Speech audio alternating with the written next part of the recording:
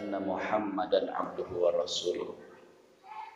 Allahumma salli wa sallim wa barik ala rasulillahin nabiyil karim wa ala alihi wa ashabihi ajma'in, amma ba'd. Alhamdulillah,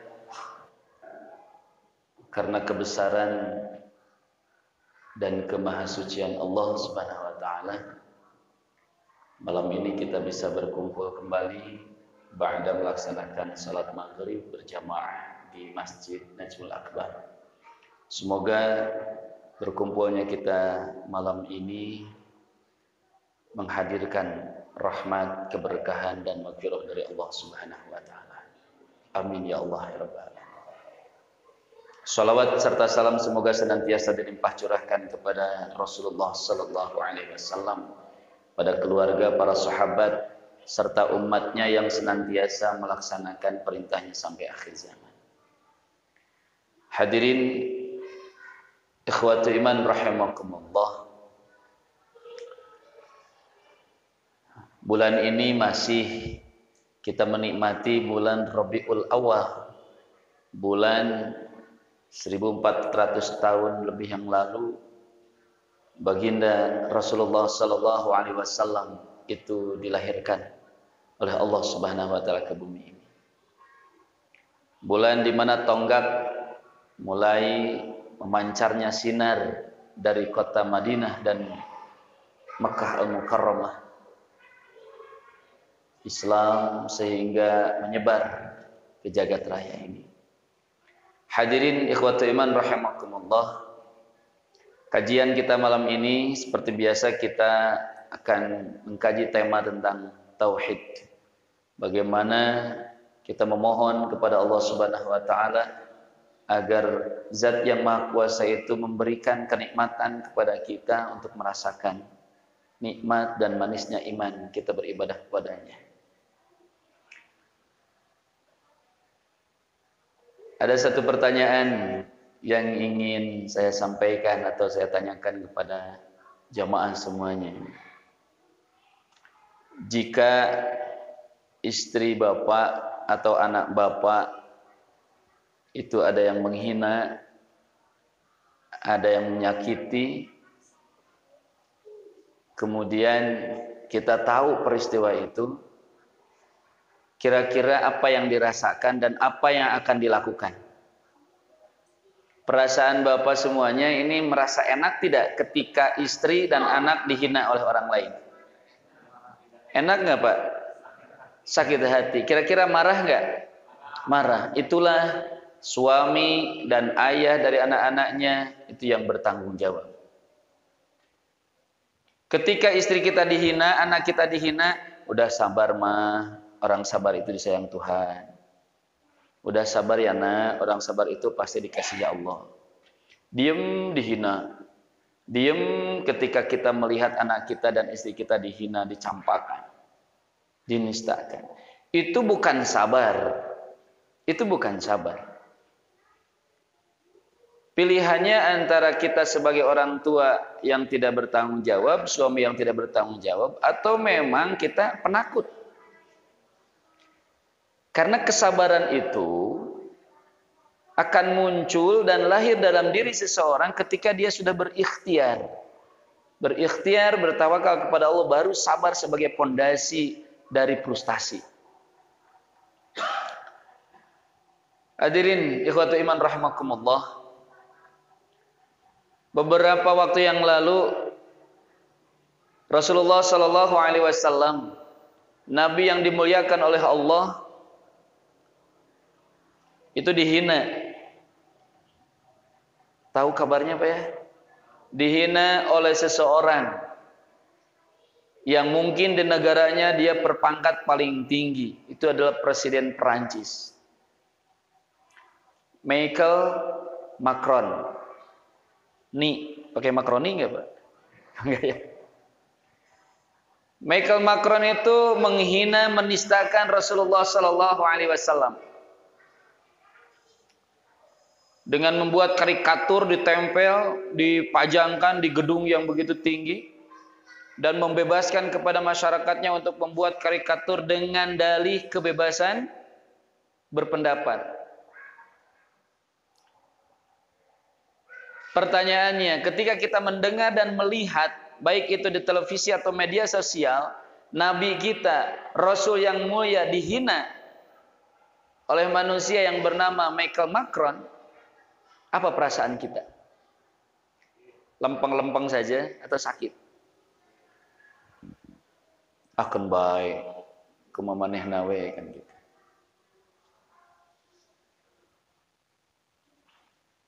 Hadirin rahimakumullah,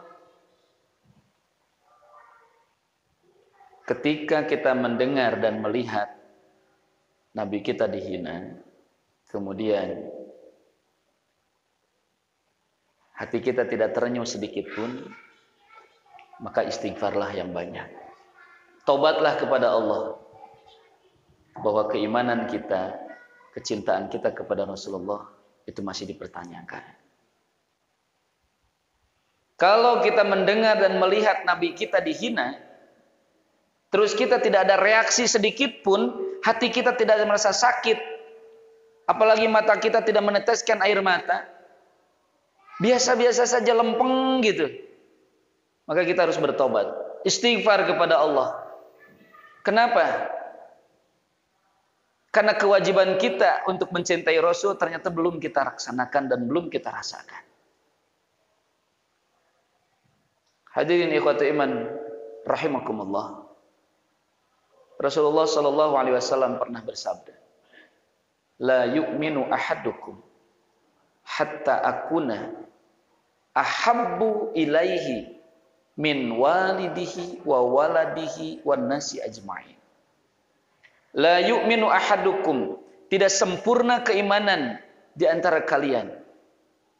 Hatta akuna ahabbu ilaihi, sehingga aku lebih dicintai oleh dia min waladihi wa walidihi wan nasi ajma'in, daripada cinta dia kepada orang tuanya, kepada anaknya dan kepada manusia yang lainnya. Perbandingannya, ketika istri dan anak kita dihina, kita sakit hati. Tidak jarang orang yang sampai marah-marah dan siap memukul orang yang menghinanya, bahkan mungkin dilaporkan kepada kepolisian karena kita merasa sakit hati. Coba tanya dan rasakan bagaimana saat Nabi kita dihina. Apakah tidak ada reaksi sedikit pun? Ini tauhid, saudara. Ini akidah. Karena Nabi Muhammad itu sebagai simbol agama Islam.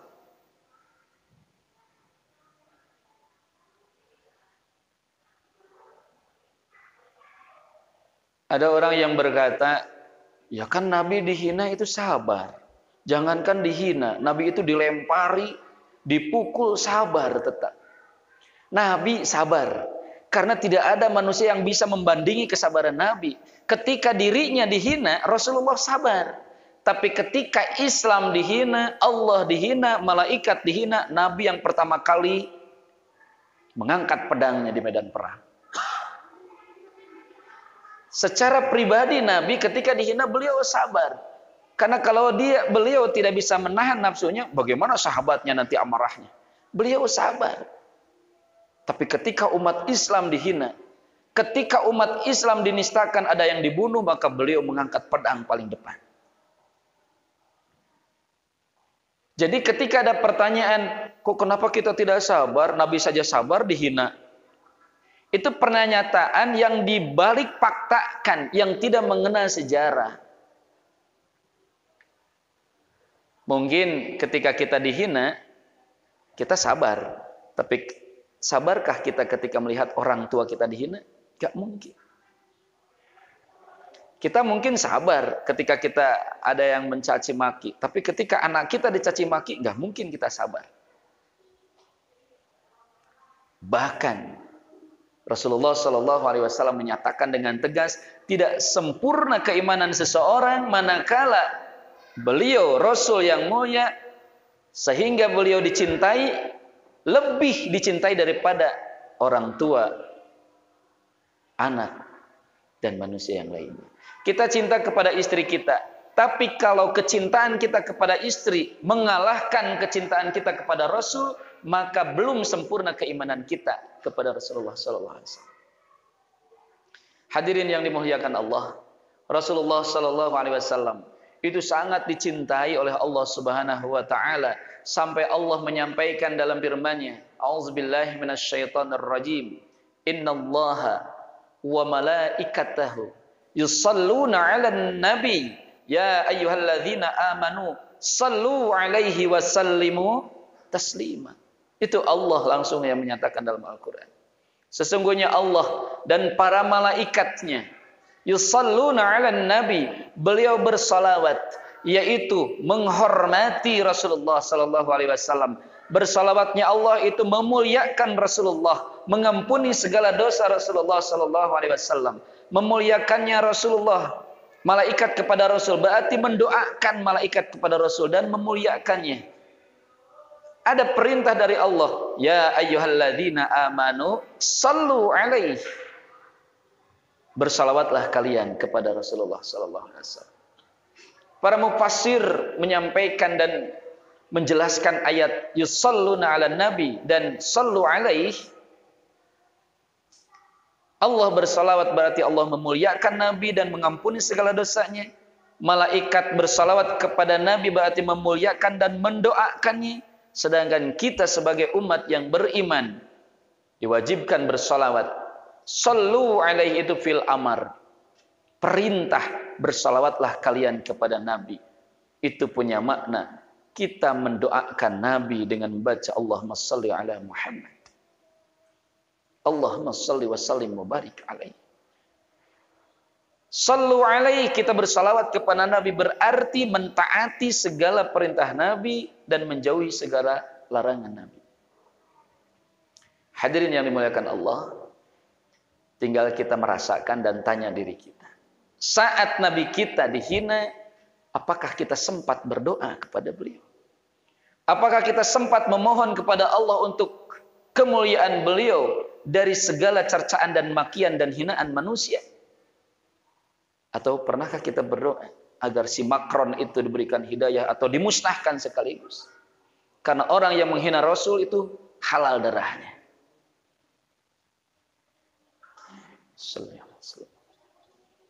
Hadirin ikhwati iman rahimakumullah. Rasulullah itu tidak butuh sebetulnya doa kita. Kita berdoa kepada Rasul ataupun tidak, itu tidak akan mengubah kemuliaan beliau di hadapan Allah. Betul tidak? Rasulullah itu sudah dijamin masuk surga. Rasulullah itu sudah dijamin oleh Allah Subhanahu wa taala segala dosanya diampuni. Jadi sebetulnya salawat kita, doa kita itu tidak berpengaruh kepada kedudukan Rasul. Karena Rasul itu sudah dimaksum. Sudah ada jaminan dari Allah Subhanahu wa taala. Tapi kenapa kita mesti bersalawat kepada Nabi, harus mencintai Nabi? Itu sebetulnya untuk diri kita. Karena Rasul sangat sayang dan cinta kepada kita sebagai umatnya. Sampai ketika Rasulullah sakaratul maut, yang disebutkan itu bukan harta benda. Tapi ummati, ummati, ummati. Begitu cintanya Rasulullah SAW pada kita. Oleh karena itu Rasul menyampaikan, siapa yang mencintaiku dan mengikuti apa yang aku sampaikan, kana ma'i fil jannah, maka dia akan bersamaku di surga. Rasulullah itu merindukan kita bersama Rasul. Tapi ada syarat. Syarat untuk menuju bersama Rasul itu adalah mencintai Rasul. Konsekuensi dari mencintai Rasul adalah hati kita yang senantiasa merindukan kepada Rasul. Dan saat Rasul yang mulia dihina, maka akan sakit hati ini. Akan sakit hati ini. Ketika melihat orang demo, kita hanya diam saja. Gitu. Ketika melihat orang merasa marah, kita hanya nyinyir saja. Bahkan ada orang yang sengaja menghina. Sengaja menghina. Kita boikot makanan, minuman, dan produk-produk Prancis atas informasi dan saran fatwa dari MUI Pusat. Ada orang pada memboikot makanan, minuman, dan barang-barang Prancis, lebih baik saya makan saja di restoran Prancis. Itu menghina sebetulnya. Dengan berlabelkan Rasul kan menganjurkan kita untuk bersabar. Rasul sabar, kita nggak bisa. Sabarnya kita adalah berjuang mempertahankan kemuliaan Rasul. Sabarnya kita itu adalah mengangkat derajat Rasulullah dari makhluk yang lainnya. Itu sabarnya kita. Kalau kita mendiam saja ketika ada orang berbuat maksiat, itulah yang paling ditakuti oleh Sayyidina Ali karramahul wajah. Jadi kejahatan itu merajalela, bukan hebat kejahatannya karena kita diam saja. Kalau kejahatan itu lagi sedang muncul, kita terus tekan untuk tiada, ya mungkin dia akan mengecil dan hilang. Tapi kalau kejahatan kecil didiamkan, itu akan terus merebak. Coba kalau tidak ada demo negara-negara dan umat Islam di dunia kepada dia, si Macron itu, gimana dia? Wah, semakin memuncak tuh keangkuhannya. Masya Allah. Hadirin ikhwatu iman rahimakumullah. Kita sering merayakan dan memperingati Maulid Nabi Muhammad SAW. Itu bagus untuk mengenang sejarah, memperkenalkan kepada anak-anak. Dan lebih bagus lagi manakala peringatan itu lebih memperuncing kecintaan kita kepada Allah Subhanahu wa taala. Semakin tajam kecintaan kita kepada Allah Subhanahu wa taala dan kepada Rasulullah sallallahu alaihi wasallam. Hadirin yang dimuliakan Allah, tidak ada jalan yang bisa menyelamatkan kita di akhirat kelak kecuali kita mendapatkan kasih sayang dan kecintaan Allah. Tidak ada jalan lain. Salat kita, ngaji Quran kita, zikir, saum, zakat atau ibadah haji sekalipun, kalau kita siapkan, kita mau tukar dengan surga, itu jauh nggak bakalan bisa. Kenapa? Karena kalau dibandingkan dengan dosa dan kesalahan kita itu bebannya kan luar biasa. Mungkin ya kita sholat, kita ngaji, kita saum, kita sodako. Tapi dosa kita terlalu lakukan tiap hari. Itulah yang membuat kita berat di hadapan Allah Subhanahu wa taala. Sedangkan dalam hadis qudsi Allah menyampaikan, surga yang mulia, surga yang agung tidak akan menerima manusia manapun yang ada dosa dalam dirinya. Wayana kudu nyimpang heula ka neraka. Dan kita sangat tidak mau hal itu terjadi. Jadi apa yang bisa menyelamatkan kita nanti di akhirat kelak supaya bisa ke surga Allah? Tidak ada yang lain kecuali rahmat, kasih sayang Allah, kecintaan Allah kepada kita. Tidak ada. Tidak ada yang lain. Kecuali kita mengharapkan kasih sayang Allah, kecintaan Allah. Dan untuk memperoleh kecintaan Allah itu, kita wayahna, kita harus berusaha sekemampuan mungkin, tenaga, harta, waktu, apapun kita perjuangkan untuk mencintai Allah. Kumaha carana supaya orang cinta ke Allah? Carana gimana saja? Kalau punya uang supaya Allah cinta kepada kita, ya kita gimana caranya nih? Kita punya HP untuk mencintai Allah gimana? Kita punya baju supaya mencintai Allah gimana? Contoh gini Pak, kita ingin masyarakat atau tetangga atau seseorang atau istri kita cinta kepada kita, caranya gimana? Kita berpenampilan, berperilaku, berbicara, itu yang membahagiakan dia, kan begitu ya? Oh ada orang nih, gimana caranya supaya dia simpati pada saya? Ya pakaian kita yang harus disukai oleh dia. Bicara kita yang harus disenangi oleh dia. Perilaku kita jangan menyinggung dia supaya dia senang kepada kita. Kalau kita punya makanan, cari makanan yang dia sukai, kita antar kepada dia. Supaya dia sayang kepada kita. Kan begitu? Sekarang Allah, gimana caranya? Caranya, diri kita pemberian Allah ini, supaya digunakan agar Allah cinta kepada kita. Berarti harus ada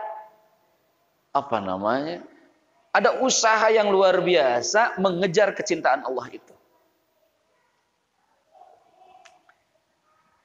Dan Allah sudah sampaikan rumusnya dalam Al-Quran. Qul in kuntum tuhibbunallaha fattabi'uni yuhibbukumullahu wa yaghfir lakum dzunubakum. Ini jalannya. Katakanlah wahai Rasul, in kuntum tuhibbunallah, jika kalian mencintai Allah, jika kalian semuanya manusia mencintai Allah, katakanlah, fattabi'uni, ikutilah aku. Aku di sini siapa? Rasulullah. Yuhibbukumullah, ketika kalian mengikuti aku, kata Allah, yaitu maksudnya Rasul. Ketika kita mengikuti Rasul, yuhibbukumullah, maka Allah akan mencintai kalian. Buah dari kecintaan Allah, yaghfir lakum dzunubakum, akan diampuni dosa kita.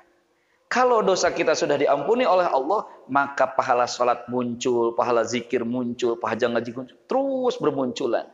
Kenapa? Karena dosa sudah tidak ada, diampuni oleh Allah. Kalau dosa masih bergelimang, belum diampuni oleh Allah, itu pahala-pahala mungkin tertutup dengan itu. Salat kita, ngaji kita, zikir kita itu tertutup dengan noda-noda itu. Walaupun cahaya lampu itu terang benderang, tapi kalau tertutup dengan kabut yang pekat, dengan dinding yang kokoh, itu nggak bakalan terlihat pancaran cahayanya. Maka kabut itu harus dihilangkan, penghalang itu harus dihilangkan. Apa itu? Dosa. Siapa yang bisa mengampuni dosa-dosa? Allah Azza wa Jalla. Dan Allah menyampaikan, jika kalian ingin dicintai olehku, dan jika kalian ingin diampuni dosa-dosa olehku, maka ikutilah Rasulku, Nabi Muhammad sallallahu alaihi wasallam. Rasul yang mulia, begitu dimuliakan oleh Allah, yang wajib diikuti oleh semua manusia yang beriman kepada Allah dan mencintai Allah. Sekarang dihina oleh satu makhluk yang punya pikiran jahiliyah. Kita mesti wajib kita merasa sakit hati. Hukumnya wajib kita merasa sakit hati. Hadirin semuanya, pernah kita membaca atau mendengar kisah saat Rasulullah itu berdakwah dari Mekah ke Taif. Taif itu jauh. Dari Mekah, dari Hijaz tempat kelahiran Rasul itu jauh Taif itu. Pakai mobil juga berjam-jam itu. Namun subur luar biasa di sana. Seperti di Indonesia tanah. Rasul berdakwah dengan Zaid bin Harithah, anak angkat. Dengan harapan, karena di sana ada saudara-saudara dari keluarganya, dari ibunya. Dengan harapan mereka akan menyambut dengan baik, dengan harapan mereka akan membahagiakan. Ternyata apa yang terjadi? Sudah didahului oleh makhluk yang munafik, namanya Abdullah bin Sabah. Dihasut dulu. Nanti kalau ada orang yang datang ke sini namanya Muhammad, itu pengkhianat bangsa, gitu kan? Itu pemecah belah masyarakat di Mekah. Dia harus diusir, kalau bisa dia dibunuh. Kan begitu. Itu didahului ke sana. Ini pemecah, persatuan bangsa Arab.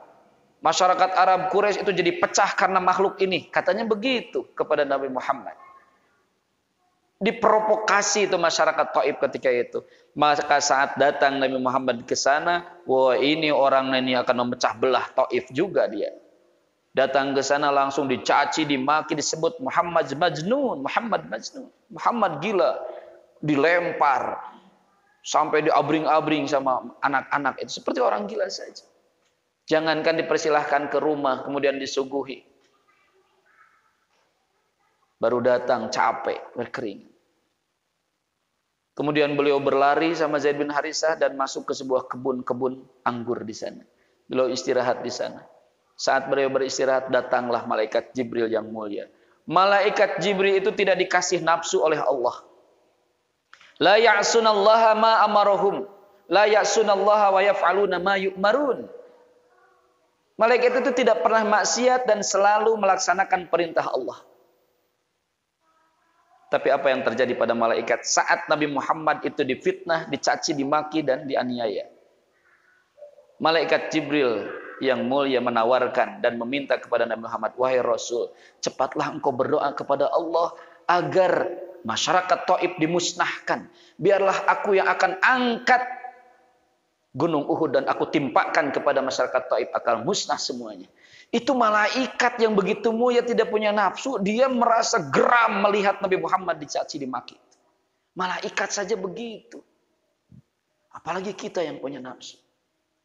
Makanya kalau kita mendengar Nabi Muhammad dicaci dimaki, kita tidak ada rasa sakit hati.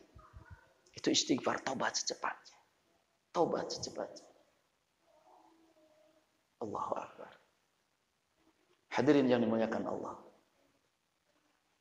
Dan Nabi Muhammad itu sangat cinta pada keturunannya. Nabi Muhammad sangat cinta pada umatnya. Oleh karena itu, ketika ada dzurriyyah Nabi Muhammad yang dicaci, dimaki, dihina, kita pun harus merasa sakit hati. Qadarullah, saat Nabi Muhammad dicaci, dimaki, dihina, dinistakan, Allah hadiahkan untuk bangsa Indonesia dzurriyyah Nabi Muhammad, keturunan Nabi Muhammad, Muhammad Habib Rizik Syihab. Itu dihadiahkan di Hari Pahlawan kepada bangsa Indonesia. Allahu Akbar. Ada yang bahagia di sini kedatangan Habib Rizik? Alhamdulillah. Bersyukur pada Allah kita punya keimanan. Kenapa? Beliau zuriyah Nabi, keturunan Nabi yang pasti dicintai oleh Nabi. Beliau juga ulama yang luar biasa yang mampu menyampaikan hak yang itu hak dan batil itu batil tanpa rasa takut untuk dibuli, dihina, bahkan dipenjara sekalipun. 3 tahun lebih beliau menghilang dari Indonesia. Tapi ilmunya masih kita terima. 3 tahun. Bulan April 2017. Masih ingat. Kenapa? Karena saya pulang umroh waktu itu, beliau berangkat ke sana. Pas limpangan jalan. Tapi para Raja Salman masih di dia, betah di Bali waktu itu. Pas beliau di sana, pas Agustus saya berangkat lagi ibadah haji. 2017, beliau masih di sana. Belum pulang selama 3 tahun, baru sekarang Allah takdirkan beliau pulang. Siapa yang tidak bahagia ketika orang tua itu datang kepada keluarganya setelah 3 tahun? Siapa yang tidak bahagia seorang ulama besar yang kita hormati itu datang kembali kepada kita? Rasa syukur luar biasa. Satu sisi kita bersedih ketika Rasulullah SAW dihina dan dinistakan, kita geram. Di satu sisi Allah anugerahkan hadiah yang besar dengan menghadirkan Habib Rizik Syihab kepada kita semua. Yang diharapkan beliau bukan untuk memusuhi pemerintah, apalagi kepolisian dan tentara. Bukan, beliau bukan musuh pemerintah. Bukan. Beliau musuh kezaliman seperti kita. Beliau musuh ketidakadilan seperti kita. Karena Rasulullah pun mencontohkan begitu. Siapapun yang tidak adil, siapapun yang zalim, pasti akan menjadi musuh umat Islam. Karena Islam mengajarkan untuk menghentikan kezaliman dan ketidakadilan. Begitu. Jadi kalau merasa dimusuhi oleh Habib Rizik, ya harus ditanya dirinya. Bukan disalahkan Habib Rizik. Saya beberapa kali bertemu dengan beliau. Bukan berarti pernah salaman, pernah ngobrol atau bukan. Tapi karena kecintaan kita, karena memang kita harus mencintai keturunan Rasul, harus menyayangi para ulama. Kenapa? Rasul pernah menyampaikan dalam hadisnya, taraktu fikum amrayni lan tadillu abadan ma in tamassaktum bihima kitaballah wa sunnati. Aku telah tinggalkan 2 pusaka warisan yang sangat berharga yang tidak akan pernah celaka, tidak akan pernah tersesat siapapun orang yang memegang teguh 2 pusaka itu. Apa itu? Al-Quran dan Sunnah Rasul. Itu 2 wasiat, 2 pusaka, 2 warisan Rasulullah yang tidak boleh kita lupakan dan tinggalkan. Hadirin semuanya, bagaimana kita tahu kenal Al-Quran, kita tahu kenal hadis atau sunnah, kalau tidak ada orang yang mengajarkannya. Betul nggak Pak? Yang mengajarkan itu Rasulullah berikan gelar al-ulama'u warathatul anbiya. Ulama lah pewaris para nabi. Kenapa disebut pewaris para nabi? Karena yang akan menyampaikan Al-Quran dan As-Sunnah sebagai warisan dari Rasulullah itu adalah ulama. Maka tidak ada jalan lain setelah Rasulullah tiada, kita canangkan perkuat kecintaan kepadanya dan kita ikuti warisan Rasulullah, yaitu Al-Quran dan As-Sunnah, serta kita muliakan orang-orang yang menyampaikan dan mengajarkan Al-Quran Sunnah itu, yaitu warisan Rasulullah, pewaris para Rasul, yaitu ulama. Habib Rizik beserta para ulama baik di sana ataupun di sini semuanya, cintailah mereka. Kenapa? Karena mereka lah pewaris para nabi. Pewaris para nabi. Bapak-bapak, para pemuda semuanya, jika satu saat orang tua kita meninggal dan meninggalkan harta pusaka atau harta waris, kemudian kita tidak kebagian harta waris itu, kira-kira apa yang kita lakukan? Menuntut tidak? Menuntut, nyeri hati, nggak gugat pasti. Nah, hari si A kebagian, si teteh kebagian, abdi ge anak dan atau kebagian. Warisan itu pasti diperjuangkan. Kenapa? Karena itu hak kita dan kewajiban kita untuk memilikinya. Itu warisan harta yang tidak bisa menjamin kita mulia di hadapan Allah. Dan mungkin beberapa tahun juga akan habis. Dan tidak sedikit warisan dari orang tua itu banyak yang menjadikan pertentangan. Ada juga yang menjadikan ikatan persaudaraan. Tapi warisan Rasul itu sudah dijamin. Sudah dijamin. Lan tadillu abadan. Tidak akan pernah tersesat abadan selamanya. Ma in tamassaktum bihima, siapapun orang yang memilikinya dan memegang teguhnya. Al-Quran dan As-Sunnah itu harus kita buru sekuat tenaga. Waktu, tenaga, pikiran, harta kita siapkan untuk memburu dan mencari warisan Rasul itu. Al-Quran dan As-Sunnah. Mungkin pertanyaan kita selama ini terjawab. Kenapa kita belum bisa merasakan nikmatnya berada dalam Islam, belum bisa merasakan bangga menjadi umat Islam, belum bisa merasakan luar biasanya dahsyatnya agama Islam? Karena mungkin ya, bukan mutlak, mungkin perjuangan kita untuk mengejar dua warisan ini yang belum maksimal. Baca Quran sahayangna, begitu kan? Baca hadis juga sahayangna. Gitu. Mungkin itu. Kalau sesekali kita mungkin terpeleset atau bahkan sering dan sebagainya, mungkin karena kita kurang greget memperjuangkan hak kita itu. Dan warisan dari Rasul Al-Quran dan As-Sunnah ini dibagikan oleh Rasulullah dan tidak akan habis sampai akhir zaman. Miliaran manusia itu dipersilahkan untuk menikmati warisan Rasulullah Sallallahu Alaihi Wasallam. Masya Allah. Coba kita tambah waktu untuk membaca Quran, tambah waktu untuk mengkaji hadis, tambah waktu untuk mendatangi ulama, tambah waktu, tambah tenaga, tambah harta kita untuk mempelajari itu semuanya, untuk mencapai itu, pasti Allah berikan kecintaannya kepada kita.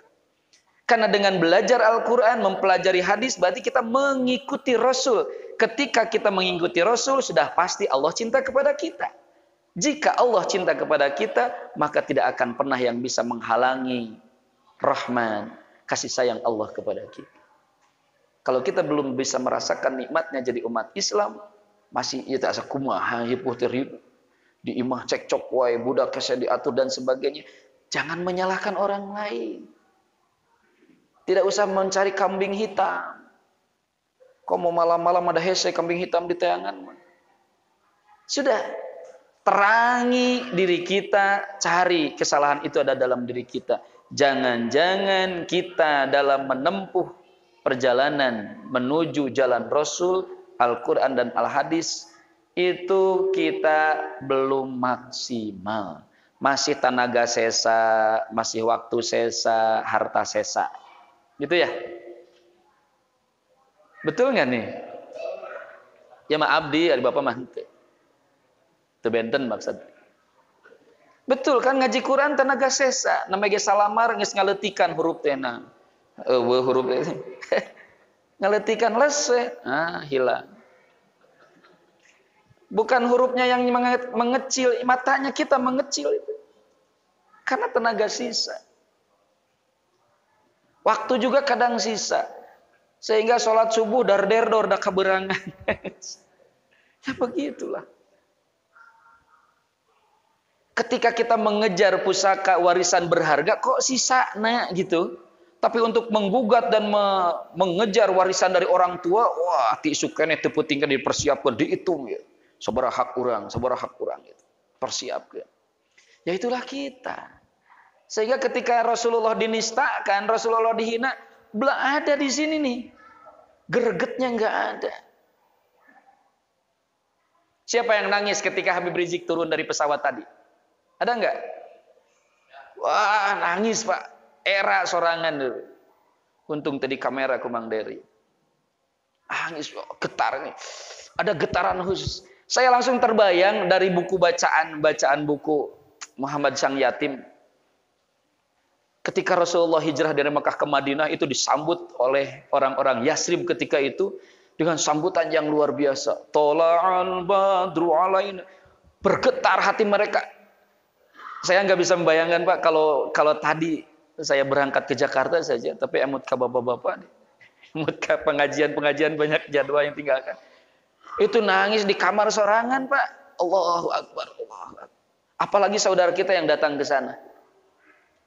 Membaca Tola'al badru alaina yang benar dengan hati itu jadi ibadah. Beda dengan Tola'al badru alaina engklak-engklakan bari dina panggung bari cicirihilan. Enggak tahu tuh itu mah nyanyi biasa. Walaupun silahkan, nggak apa-apa. Oh, seserian ya cirilan nggak tahu.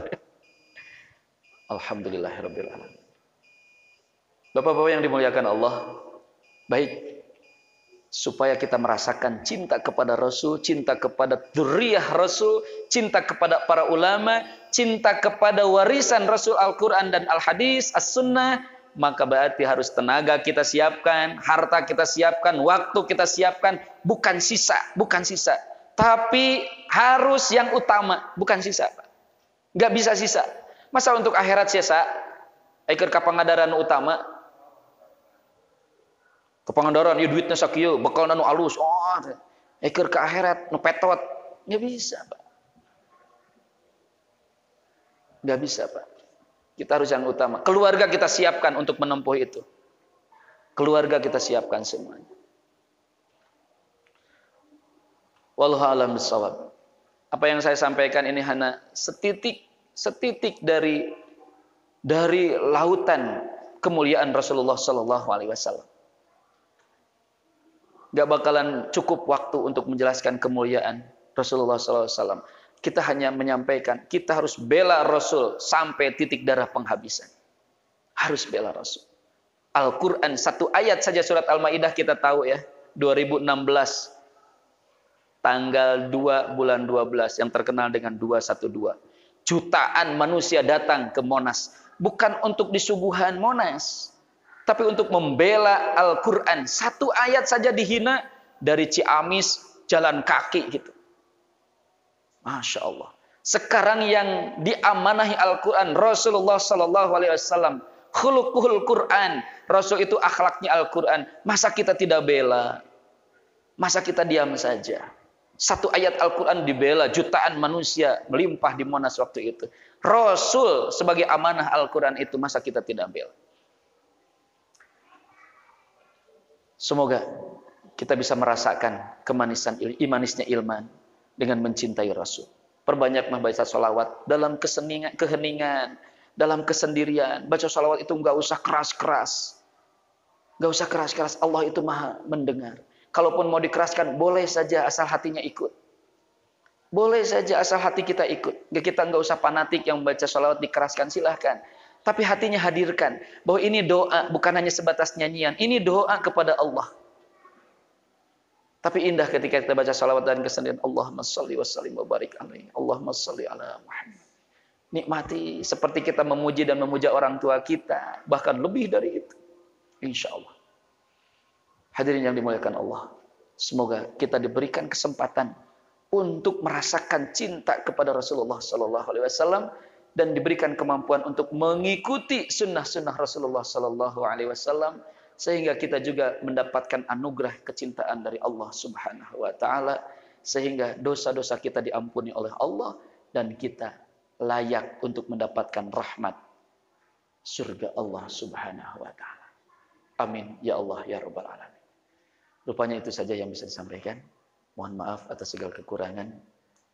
Semoga Allah mengampuni kita semua dari kekhilafan kita, dari kesalahan kita, dan semoga kita, keluarga kita dimuliakan Allah Subhanahu wa taala.